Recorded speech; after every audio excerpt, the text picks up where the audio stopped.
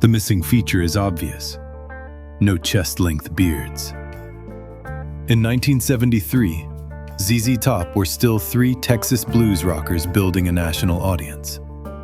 That year's Tres Hombres supplied the breakthrough, especially LaGrange, and moved them far beyond the club circuit. Billy Gibbons and Dusty Hill grew their famous beards later. Here, the sound is already recognizable, but the visual trademark has not arrived. Joan Jett and Debbie Harry appear almost like opposite versions of the same idea. Jett in dark leather, Harry bright and composed. Around this period, Blondie were breaking into the American mainstream with Heart of Glass, while the Runaways were coming apart, and Jett was preparing to rebuild her career. She would soon face repeated label rejection before helping create Blackheart Records. The photograph catches both women at very different kinds of turning point. The Cars arrived at Air Studios in London with an unusual advantage. Boston radio had already turned their demo of Just What I Needed into a local favorite.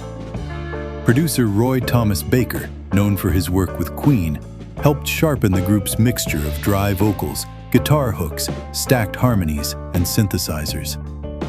The debut was recorded quickly, yet it produced My Best Friend's Girl, Good Times Roll, and several album tracks that became permanent FM radio fixtures. The bathrobes make this look like a harmless night off, but Metallica were in the middle of their most important year. Master of Puppets had arrived in March, and the Damage Incorporated tour was pushing them into much larger rooms, without radio hits or a music video. Cliff Burton is standing second from the left. His death in a bus crash that September ended this version of the band only months after the album appeared. The easy laughter makes the photograph feel less like metal history and more like four friends between shows. Tom Petty's first album did not immediately make him a star in America. The change began overseas. In 1977, the Heartbreakers toured Britain, appeared on television, and found an audience that recognized American Girl and Anything That's Rock and Roll before much of the United States did. Word of that reception helped revive interest back home, where Breakdown was reissued and finally reached the top 40. His career began with a detour through England. The Clash did not choose a fashionable punk band to open their first American tour. They chose Bo Diddley, one of the architects of the rhythm they were supposedly rebelling against. Their label reportedly disliked the idea, but the pairing made the band's argument clearer. Punk was not a rejection of early rock and roll, but an attempt to recover its urgency. The backstage picture makes the connection look casual, though it was a deliberate statement about musical ancestry. The 12-string guitar belongs to a musician still known professionally as Davy Jones. In 1965, the future David Bowie moved through bands including the Manish Boys and the Lower Third, recording blues-based singles that attracted little attention. One session even featured a young Jimmy Page on guitar. Nothing in this tidy studio portrait suggests the rapid reinventions to come.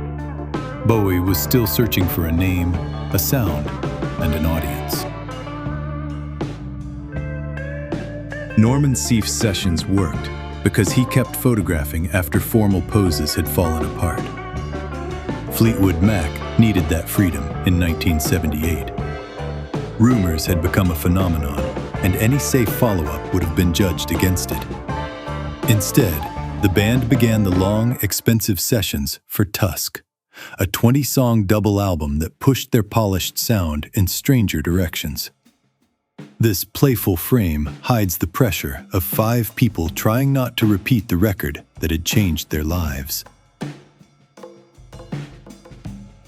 By 1977, Steely Dan were no longer functioning like an ordinary touring band. Walter Becker and Donald Fagen had abandoned the road and turned the name into a studio project, hiring different specialists for different songs. Aja required more than a year of intense work across studios in Los Angeles and New York, with more than 40 musicians appearing in the credits. Performances were tested, replaced, edited, and combined until each track met their standards. The casual clothes are misleading. These two were running one of the most exacting recording operations in popular music. This meeting was more specific than the usual caption suggests. Alec Byrne photographed Jimi Hendrix and Mick Jagger at the Top of the Pops studios in London on May 4, 1967. Hendrix had been in Britain for only months, yet musicians were already arriving to watch him closely. Jagger's expression is almost reserved beside him. The photograph captures a brief moment when the established British star was studying the newest threat to the hierarchy.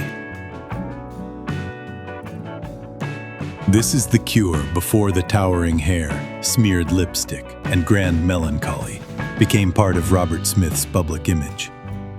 In 1979, the band were a spare three-piece: Smith, Michael Dempsey, and Lol Tolhurst. Their debut, Three Imaginary Boys, mixed nervous pop with darker hints of what was coming. Even the album's final form was partly outside Smith's control.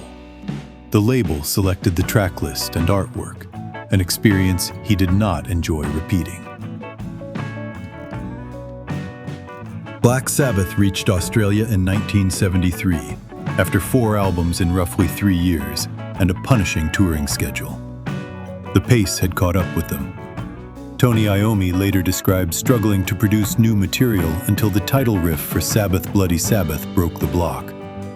The 5th album, released late that year, expanded their sound with keyboards, acoustic passages, and more elaborate arrangements. The tired faces in Sydney fit a band being forced to evolve while still moving.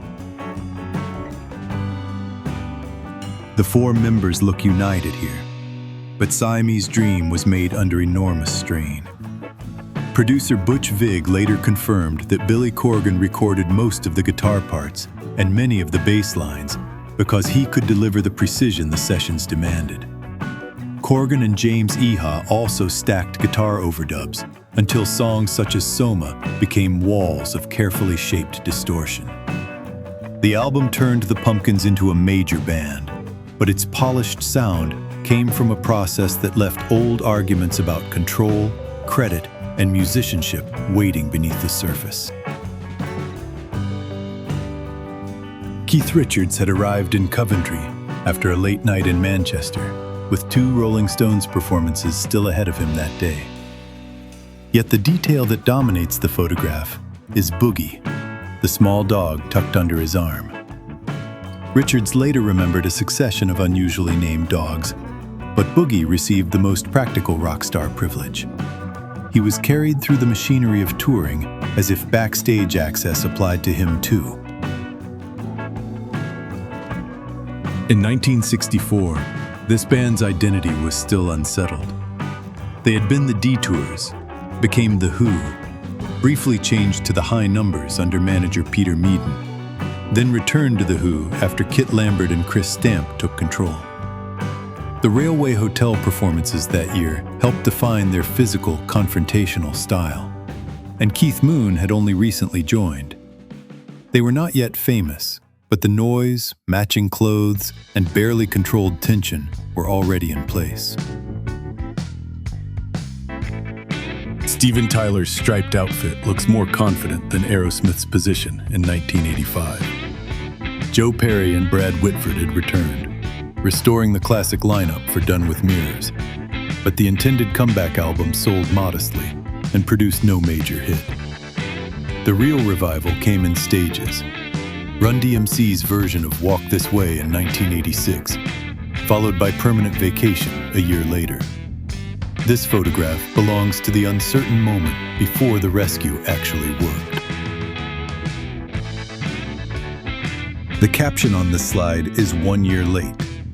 The royal premiere of Help took place at the London Pavilion on July 29, 1965. with Princess Margaret and Lord Snowdon attending. By then, the Beatles had become respectable enough to meet royalty, while remaining disruptive enough to make the occasion feel slightly absurd. Their second film received mixed reactions, but its quick cuts and musical sequences later looked remarkably close to the language of music video. This is Deep Purple's original Mark I lineup, photographed on the roof of London's Dorchester Hotel in early 1969. Their debut album had been recorded in a single weekend, and Hush became a major American hit before the band had achieved the same recognition at home. The success did not preserve the lineup. Within months, singer Rod Evans and bassist Nick Simper were replaced, clearing the way for the heavier version of Deep Purple most listeners remember.